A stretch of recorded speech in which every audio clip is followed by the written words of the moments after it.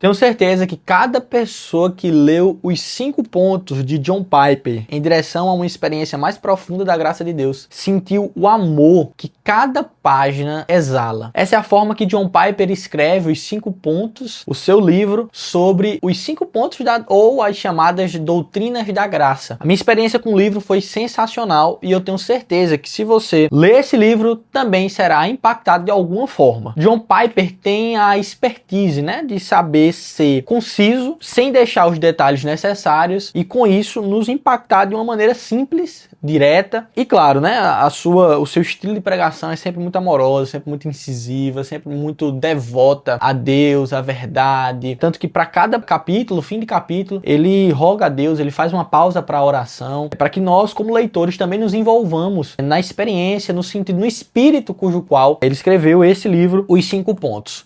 Mas antes de analisarmos ele, antes de mais nada, olá, eu me chamo Pedro Rez e neste canal nós buscamos a verdade em todas as áreas da vida, com o auxílio, claro, da graça de Deus. Então, vamos para o nosso vídeo. Eu li esse livro aqui em 2 ou 3 dias, é um livro muito curto e fácil para você ler. Se você já tem uma experiência de leitura, talvez leia em uma tarde só. Eu li em 3 dias, ou na realidade li em 2 dias, Li metade em um dia e metade em outro. E logo no prefácio, para você que veio aqui pensando que trata-se de uma espécie de tratado de defesa do calvinismo e de Calvino e dos seus 5 pontos, logo no prefácio você vai se decepcionar. John Piper deixa muito claro que o intuito do livro e o intuito dele em escrever esse livro, na realidade, não é fazer qualquer espécie de disputa entre arminianismo e calvinismo. Esse não é o sentido do texto. Até porque o próprio John Piper deixa muito claro que não advoga 100% por suas teses e nem concorda 100% com aquilo que chamamos de doutrina de Calvino, escrita ali em suas institutas. O prefácio do livro ele é estruturado em 2 subtítulos. O primeiro subtítulo ele fala que se chama Quando o Nevoeiro se Dissipa, e o segundo subtítulo chama-se Luta Digna. O que é que ele quis dizer com esses 2 subtítulos? Na realidade, o primeiro subtítulo, Quando o Nevoeiro se Dissipa, inclusive eu acho que a ordem poderia ser invertida. Primeiro Luta Digna, depois Quando o Nevoeiro se Dissipa. Mas enfim, eu acho que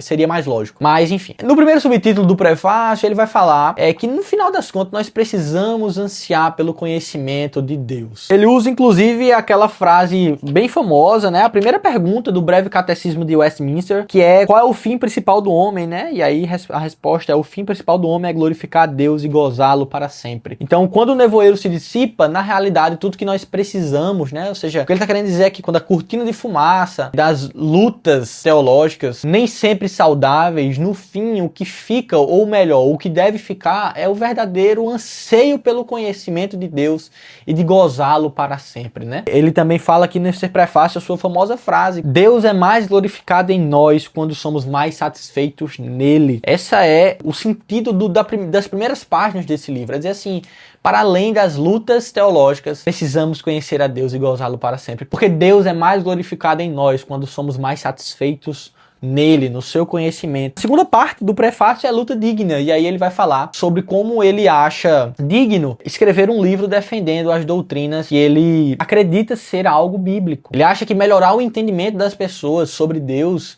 é uma luta que não é uma luta vã, não é uma luta pequena, por assim dizer, ou uma luta mesquinha. Trata-se efetivamente de uma luta digna. Por quê? Quando o nevoeiro se dissipa, tudo que nós precisamos é conhecer a Deus, é melhorar o nosso conhecimento sobre quem Ele é. Tem uma frase muito interessante que ele coloca lá no final do livro, que é importante ler aqui, porque fala justamente nesse sentido de dizer que o calvinismo é de fato uma doutrina bíblica, que é uma frase de Charles Spurgeon, que ele deixa lá no final do livro de testemunho de pessoas, Jonathan Edwards, Charles Spurgeon e dentre outras pessoas. Ele coloca essa frase aqui de Charles Spurgeon. Olha só que interessante o que ele fala: tenho minha própria opinião de que não existe pregar a Cristo e ele crucificado se não pregamos o que hoje é chamado de calvinismo. Chamá-lo de calvinismo é dar-lhe um apelido. Calvinismo é o evangelho e nada mais. Não creio que podemos pregar o evangelho se não pregamos a soberania de Deus em sua outorga da graça e se não exaltarmos o amor de Jeová, eletivo, inalterável, eterno, imutável e conquistador. Também não penso que pregamos o evangelho se não o fundamentamos na redenção especial e particular de seu povo eleito e escolhido, a qual Cristo realizou na cruz. Também não compreendo o evangelho que deixa os santos caírem depois de serem chamados. Então veja, é exatamente isso que John Piper fala no início. Pode chamar de calvinismo, pode chamar de qualquer que seja, mas a fé genuína deste autor é que esses pontos surgem de uma compreensão puramente bíblica. No primeiro capítulo, que ele vai dar o contexto histórico desse embate, né? Na realidade, o contexto histórico desses 5 pontos, ele vai falar algo que poucas pessoas sabem, inclusive eu não sabia disso. Tá? É importante, muito importante isso que ele fala. Jacó Armínio, né? Estudante também em Genebra, sob o ministério de Teodoro Beza. O Teodoro Beza, não sei como é que se pronuncia perfeitamente, que é o sucessor basicamente de Calvino, lá em Genebra. Então foi Jacó Armínio que passou inicialmente a discordar das ideias ali de Calvino, e ele elaborou 5 artigos apresentando diante das autoridades políticas da Holanda, refutando pontos do calvinismo, coisas cujo quais ele discordava. O que daí surgiu um grande apoio popular, a tensão entrou em escala na Holanda, e efetivamente Jacó Armínio teve uma grande influência ali por várias pessoas, né? Várias pessoas passaram a subscrever aquilo que ele escreveu em seus 5 artigos. E os 5 pontos do calvinismo, isso todo mundo talvez saiba, talvez não saiba esse contexto, mas isso todo mundo sabe, eu acho, né? Surgiu após a morte de Calvino, ou seja, no contexto em que Calvino já não mais existia. Para quê? Para responder os 5 artigos levantados, redigidos por Jacó Armínio. Então os 5 pontos, na realidade, não são criados numa sistemática pelo próprio Calvino e suas institutas, por exemplo, que possa ser, algumas pessoas podem pensar isso.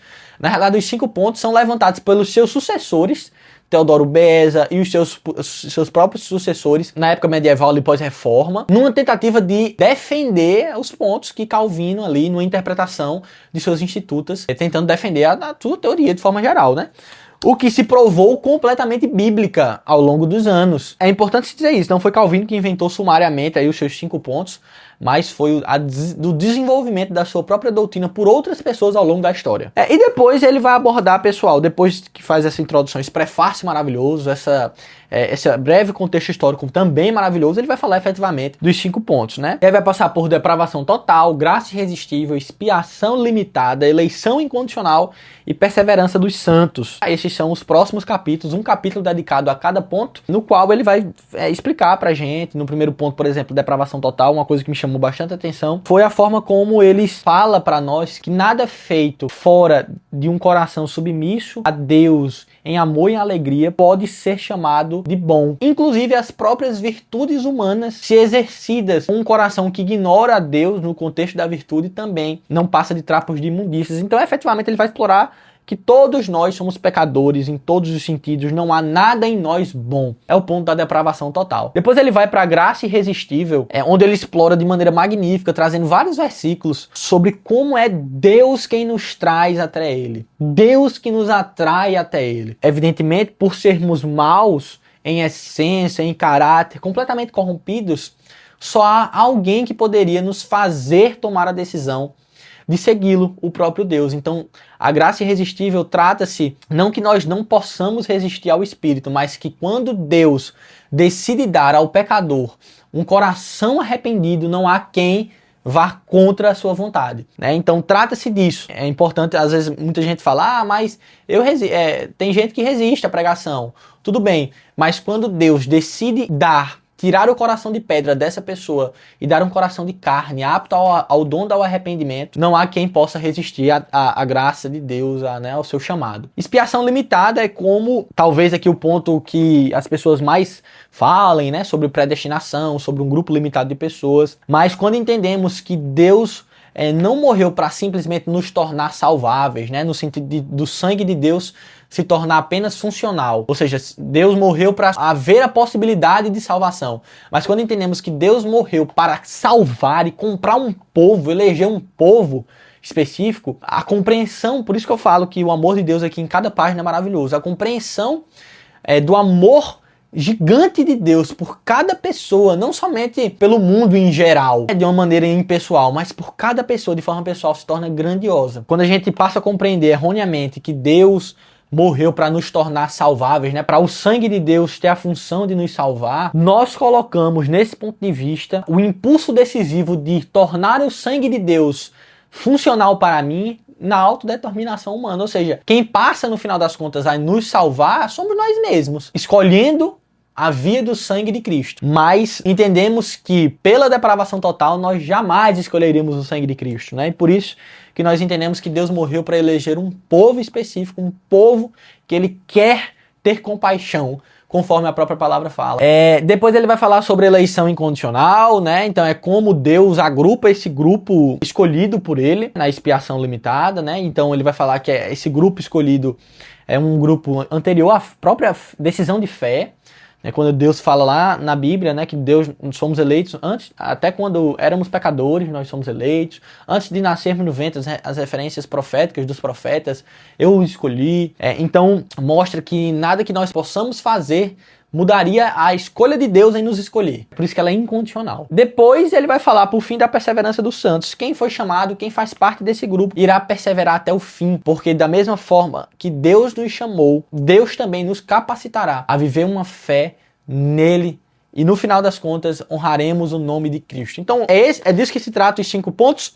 Um livro sensacional que eu recomendo demais. Efetivamente, o amor de Deus é muito claro nessas páginas. Então, eu espero que você tenha gostado. Comenta aqui embaixo o que é que você gostou. Acesse a nossa comunidade. Caso você queira comprar esse livro, o link tá aí embaixo, o link da Amazon. Se você clicar nele e comprar por esse link, você não vai pagar nada mais por isso, mas vai ajudar a manter o nosso canal. Se você quer ter vídeos com essa qualidade aqui, continuar tendo os vídeos com essa qualidade, então nos ajude a produzir comprando pelo link do nosso canal. Tá, pessoal? Sem ter mais nada para falar, Deus abençoe vocês.